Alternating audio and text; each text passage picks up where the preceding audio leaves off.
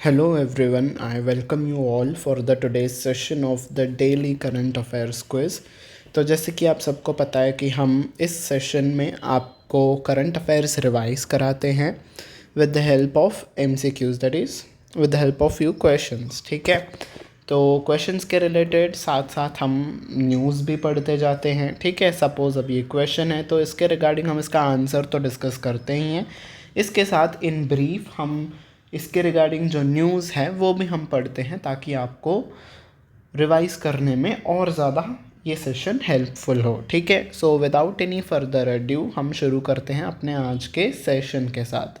तो first question आपके screen पे है, which is the theme state for the 37th Suraj Kund international crafts Mela. तो ये जो सूरज कुंड इंटरनेशनल क्राफ्ट्स मेला है, एक होता है थीम स्टेट और दूसरा होता है आपका पार्टनर नेशन। ठीक है, तो थीम स्टेट पे तो क्वेश्चन आ गया, आपको बताना है कि इनमें से थीम स्टेट कौन सा है, और जो दूसरी चीज़ है पार्टनर नेशन वो भी आपको बतानी है। जल्दी से बताइए मुझे, आप कमेंट सेक्शन में भी लिख के बता सकते हैं। यस, तो थीम स्टेट है इस बार का गुजरात। तो और आपका पार्टनर नेशन कौन सा है? यस, दैट इज़ तंजानिया, है ना। आपका पार्टनर नेशन है तंजानिया। और जो 37th सूरज कुंड क्राफ्ट मेला है ये आपका एशिया में सबसे लार्जेस्ट क्राफ्ट मेला है। ठीक है, या फिर वर्ल्ड में वर्ल्ड का लार्जेस्ट मेला है, आपको ये बताना है वर्ल्ड का लार्जेस्ट है या फिर एशिया का लार्जेस्ट है, और ये भी बताना है कि ये कहाँ पे हुआ है। ठीक है, ये से कहाँ पे ऑर्गेनाइज किया गया है। ठीक है, okay. Next question is, who is the first woman to hold the position of chief justice in Uttarakhand high court. तो उत्तराखंड हाई कोर्ट की पहली वुमन चीफ जस्टिस आ गई हैं, तो कौन है वो? ठीक है, बताना है आपको answer. Yes, so the correct answer is justice Ritu Bihari ji. ठीक है, तो इनको किसने ओथ दिलाई है? गवर्नर जी ने। ठीक है, तो गवर्नर कौन है उत्तराखंड के, ये भी आपको मुझे बताना होगा कमेंट्स सेक्शन में। ठीक है, okay. Who has been chosen as India's torch bearer for the 2024 Paris Olympic games. तो 2024 में पेरिस में ओलंपिक गेम्स होने वाले हैं, तो उसके लिए जो टॉर्च बेरर होते हैं उसके लिए किसे चुना गया है? ठीक है, so yes, the correct answer is Abhinav Bindra, that is option number B. ठीक है, तो अभिनव बिंद्रा जी को चूज़ किया गया है इस बार के टॉर्च बेरर के लिए। अब अभिनव बिंद्रा जी कौन है? इन्होंने 2008 में जो बीजिंग चाइना में ओलंपिक गेम्स हुए थे उसमें से इन्होंने शूटिंग में गोल्ड मेडल लाया था, और ये इंडिया का पहला गोल्ड मेडल था इंडिविजुअल कैटेगरी में। ठीक है, तो इसीलिए इन्हें एज अ टॉर्च बेरर इस बार के लिए भी चुना गया है, बिकॉज इन्होंने अच्छा कंट्रीब्यूशन किया है हमारे देश के लिए, है ना। Okay, who will receive the second Bharat Ratna of 2024। तो भारत रत्न पहला किसे दिया गया है? जल्दी से बताइए मुझे कमेंट सेक्शन में। यस, कर्पूरी ठाकुर जी को दिया जाना है।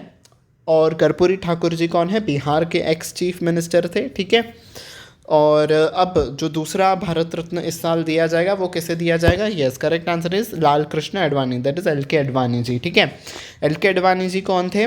इंडिया के डेप्यूटी चीफ मिनिस्टर थे, वो 7th डेप्यूटी प्राइम मिनिस्टर थे अटल बिहारी वाजपेयी जी के गवर्नमेंट में। और जब अटल बिहारी जी की गवर्नमेंट थी उस टाइम पे वो यूनियन होम मिनिस्टर भी थे।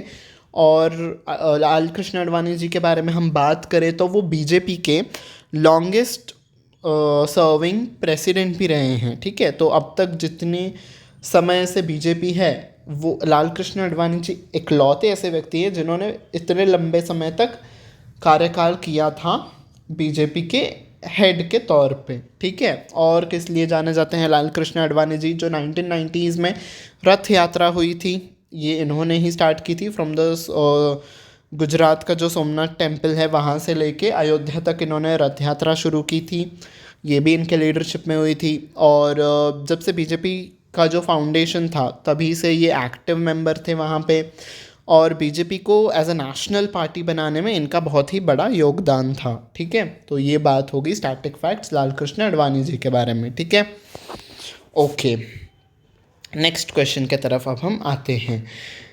Okay, Hage Geingob served as the president of which country? इनका अब निधन हो गया है, तो ये किस देश के प्रेसिडेंट्स थे? यस, ये किस देश के प्रेसिडेंट थे? नमीबिया। ठीक है, ये नमीबिया के प्रेसिडेंट थे। ये कैंसर से जूझ रहे थे, तो इनकी अब डेथ हो गई है। इनके जगह पे as a serving president Namibia के चुन लिया गया है। तो किन्हें नमीबिया का सर्विंग प्रेसिडेंट चुना गया है, वो आपको मुझे कमेंट सेक्शन में बताना होगा। ठीक है, okay. Next question, where is the Talabira thermal power project located? तो ये अभी हाल फिलहाल न्यू थर्मल पावर प्लांट का ओपनिंग किया गया है। ये किस स्टेट में स्थित है, आपको बताना होगा। Yes, it is situated in Odisha. ठीक है, तो ओडिशा में ये थर्मल पावर प्रोजेक्ट का ओपनिंग किया गया है। ठीक है, okay. Next is the Kamakhya temple corridor project to be developed by the centre at the cost of dash crore. तो कामाख्या टेम्पल कॉरिडोर का प्रोजेक्ट लाया गया है। ठीक है, इसे किसने इनॉग्रेट किया? प्राइम मिनिस्टर नरेंद्र मोदी जी ने इनॉग्रेट किया। ठीक है, तो कहाँ पे स्थित है ये, पहले तो आपको बताना है। यस, इससे रिलेटेड आपका क्वेश्चन आ सकता है कि कामाख्या टेम्पल कॉरिडोर प्रोजेक्ट कहाँ पे इनॉग्रेट किया गया है by prime minister Narendra Modi ji? Yes, so the correct answer is Assam. Assam में इसका इनॉग्रेशन किया गया है। ठीक है, अब असम आ गया है, तो असम से रिलेटेड स्टैटिक फैक्ट देख लेते हैं। असम की कैपिटल कौन सी है, जल्दी से बताइए। Yes, Dispur is the capital of Assam.